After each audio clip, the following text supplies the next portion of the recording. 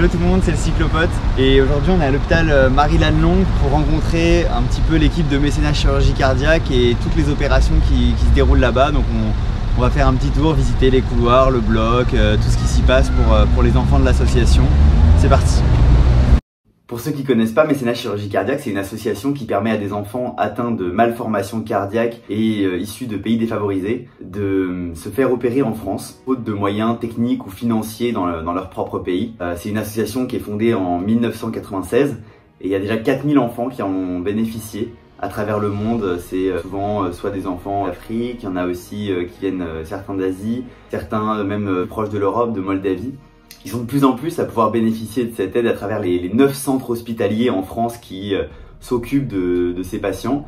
Et nous, c'est au Plessis-Robinson qu'on est allé avec le docteur Régine Roussin qui nous a fait le plaisir et l'honneur de visiter un petit peu les locaux et de faire un petit tour pour suivre l'itinéraire que suivent les enfants malades aussi quand ils arrivent. Dans cette vidéo, je vous emmène dans les couloirs de l'hôpital, je vous explique la logistique et le déroulement des opérations entre le moment où l'enfant atterrit en France et où il est pris en charge par une famille d'accueil et puis jusqu'à l'opération en fait et ensuite à sa convalescence, toujours encadré de la famille d'accueil qui va l'épauler jusqu'à sa guérison. Et restez bien jusqu'à la fin de la vidéo parce que je vous explique un petit peu le rapport avec le voyage à vélo, le rôle que vous avez dans ce projet aussi, ce que vous pouvez changer pour ces enfants et dans cette association. Pour l'instant, je vous laisse visiter.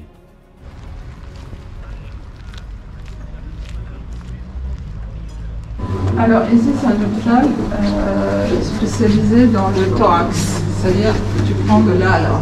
Que ce soit de la chirurgie ou maintenant, ce qui développe le plus, c'est aussi pour les gros vaisseaux, c'est l'endovasculaire. Là c'est les enfants de 0 à 1 an, c'est de 1 à 15 ans. Parce que tu verras que dans ton service, de 0 à 1 an, ils sont dans des couveuses ou des lits petits. Et là, ils sont quasiment tous dans des viaducs. À ce moment-là, on se dirige en fait vers le service où sont hébergés les enfants. Les enfants sont accompagnés de leurs parents. Les mécénats, en général, ils restent tout seuls. La famille d'accueil ne reste pas dormir avec eux. Et les enfants de mécénat peuvent être dans des chambres comme ça. Entre 1 et 15 ans, ils sont dans des chambres comme ça. Maintenant, direction le bloc opératoire. 4 opérations tous les jours minimum, parce que on a 2 salles d'op. Et le programme entre nous, on fait le vendredi. C'est assez rare et impressionnant d'avoir accès comme ça aux salles d'opération de l'hôpital. Ça, c'est les salles d'opération. Ici, avec la lumière et pour préserver l'anonymat des patients qu'on opère, on ne peut pas montrer plus d'opérations en cours, mais toute l'équipe est super focus.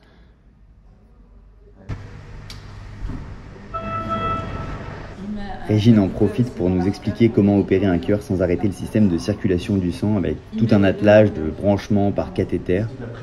C'est toute la préparation. Après, c'est l'ouverture et la mise en route de la circulation extracorporelle. Okay. Et après, on peut commencer l'opération. L'opération, ça peut durer 1 heure, 1 heure et demie. 1h30 en fait, pendant laquelle la vie de l'enfant est suspendue au savoir-faire de l'équipe médicale. Ensuite, direction la réanimation. Donc en réanimation, il y a 4 unités. Banquise, savane, prairie. Ah d'accord, c'est vraiment... Ah ouais, t'es dans le monde de la pédiatrie. Ah oui, oui, c'est... Alors qu'on entre dans l'unité banquise, Régine nous présente un petit enfant de 2 ans, dont nous ne pouvons pas donner d'image, mais qui sort tout juste du bloc.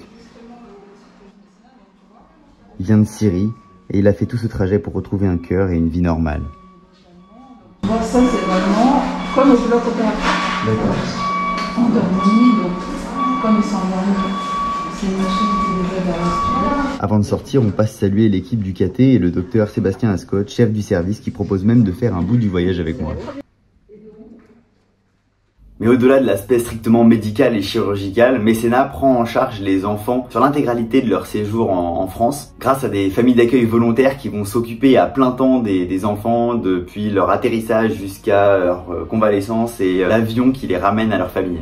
Le but de ces familles d'accueil, c'est vraiment d'épauler les enfants dans tout le processus, les accompagner. Parfois, il y en a qui sont très jeunes, c'est pas évident, vous allez le voir.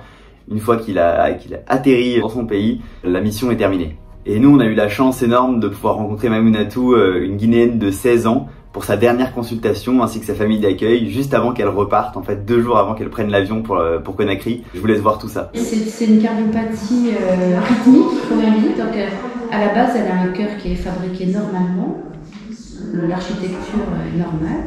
Il y a le circuit électrique qui a eu une anomalie, qui fait que depuis X temps, je ne sais pas de quand ça remonte, depuis toute petite, je crois, elle avait l'endroit qui déchargeait, qui fait que le cœur il n'en pouvait plus de battre à... Quand on l'avait vu, elle battait à presque 300, je crois, 200. Parce qu'en fait, le rythme auriculaire, quand il est comme ça ectopique, il est à 300. Ah oui, l'oreillette décharge, le ventricule se contracte. Et chez le nouveau-né, ça peut aller jusqu'à 300. Vous imaginez, c'est quand même mal toléré, le cœur qui tape à 300.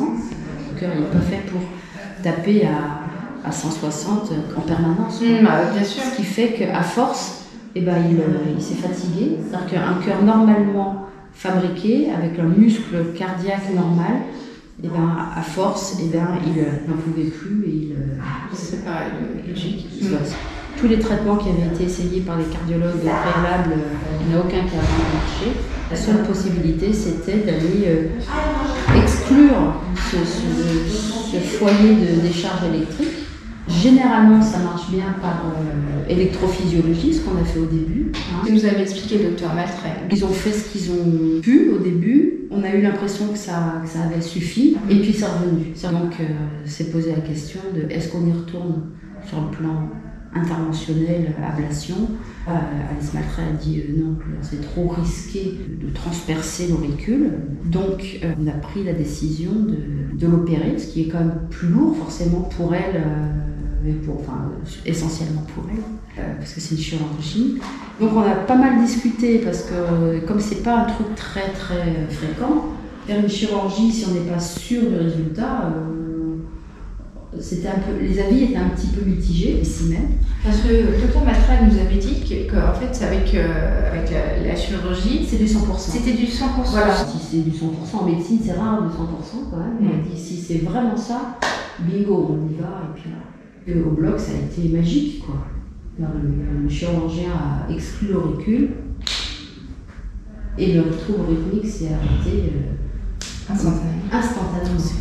Devenir famille d'accueil, c'est quelque chose de très très fort, et voilà ce que ça signifie. Mon mari, son entreprise sponsorise mécénat, donc il a participé à des événements, donc je connaissais, mais de façon superficielle, et je m'étais dit dans ma tête, au moment où j'aurai du temps, un peu plus de temps, je participerai.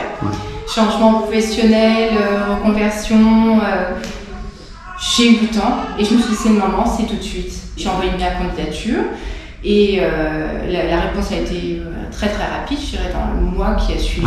Le jour où je suis venue ici pour presque le recrutement, on a eu la nouvelle que Maïmounatou allait venir. Et t'es arrivée quand toi en France En avril? Le 19. Ok. Ah oui, donc ça fait un petit moment que tu es là quand même. On m'a dit que donc, tout s'était très bien passé, que tu étais allé au Château des Côtes et que là tu en revenais pour la dernière consultation, c'est ça, c'est le bilan Alors ça s'est pas passé exactement comme prévu, parce qu'au début ça devait être une petite opération, un court séjour, et finalement il y a eu une récidive, donc du coup il y a eu une opération un petit peu plus lourde. Et donc elle est restée un petit peu plus longtemps que ce qui était prévu initialement. Okay. D'où le soulagement oui, donc là c'est terminé. Psychologiquement ça commençait à devenir long. Donc, mais là tout va bien, tout s'est bien passé. Et elle va retrouver sa famille jeudi. Ouais, donc tu rentres là, t'as l'avion dans 2 jours, c'est ce qu'il disait. Ouais. Et alors, t'as hâte? Ouais. Il va y avoir une petite fête, j'imagine aussi, pour ton arrivée, pour... C'est pas une fête pour mon arrivée, c'est pas s'il y aura une fête pour mon arrivée, mais c'est une fête pour tout le monde traditionnelle. Ah oui, c'est une fête traditionnelle. Bon, ça c'est très bien passé. Ouais, ça s'est bien passé. Oui, il y a des imprévus, mais globalement, ça s'est bien passé. Et c'est quoi qui t'a le plus envie de retrouver dans 2 jours, là, quand tu vas rentrer? Le premier truc que tu vas faire quand tu vas arriver chez toi? Bon, c'est pas retrouver ma famille, surtout ma maman, c'est ce qui me fait le plus envie. Ouais. Parce que c'est elle qui me manque le plus. Ouais. On est trop proches d'habitude, donc Ouais, ça va être- c'est la première fois que je suis séparée d'elle aussi longtemps. Ça va être impressionnant de revenir. Ça va faire 2 mois, ça va faire un tout petit mois. Parce qu'il y a le séjour au château aussi. Alors, le château, ça n'a pas été bien. Ok. Ça a été bien. C'était 4 jours. Ouais, 4 Ok, jours. oui, donc ça va très vite, c'est vraiment un petit Oui. passage. Il n'y avait pas besoin de rééducation parce que son cœur marchait très bien. Ouais. Parce que j'allais pas à l'école depuis 2 ans avant de venir ici. Il D'accord. a fallu que j'arrête à un moment. Ok. Et tu veux dire à cause du cœur et de...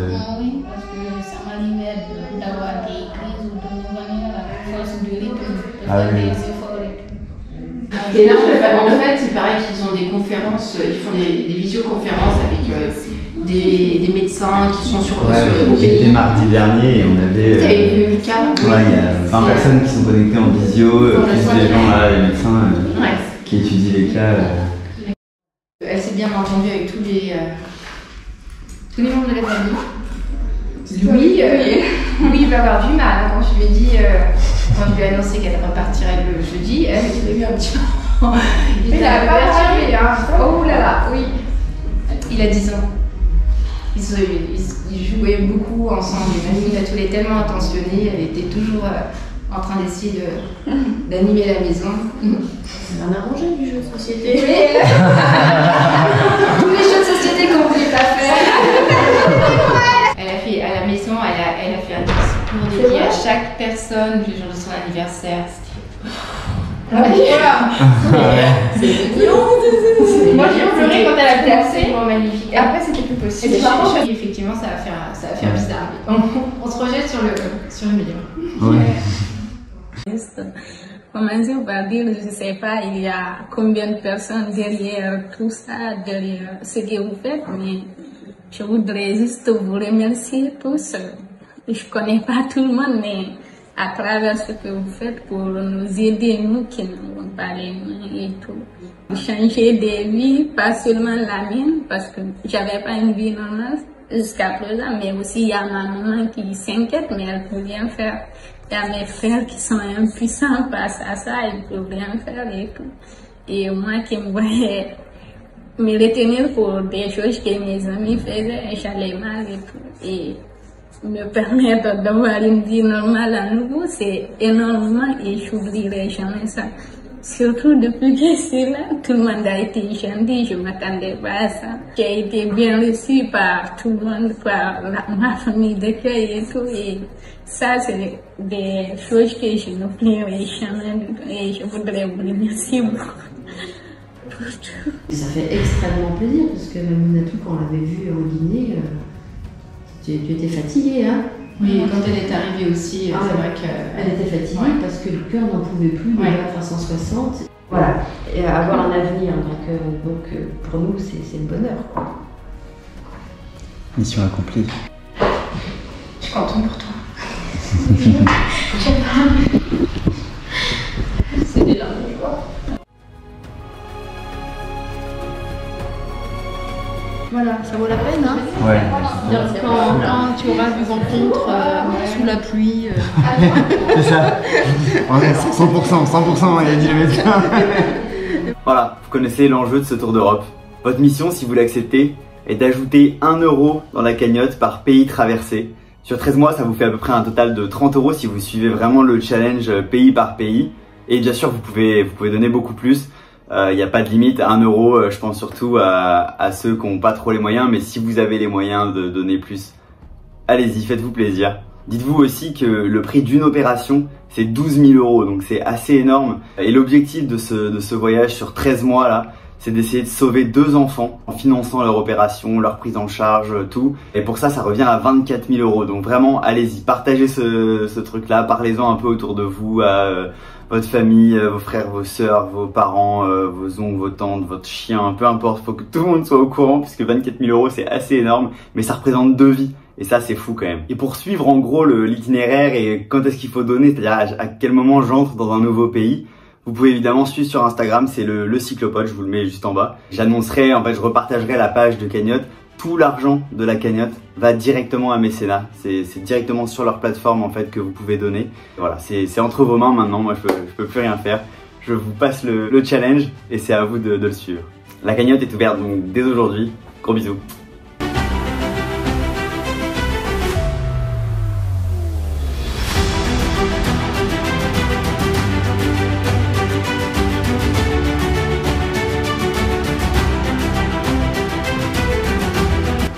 Le cyclopathe.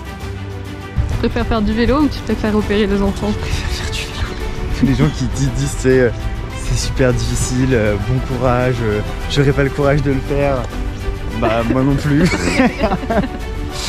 Moi non plus. Jamais je ne t'opère en fait.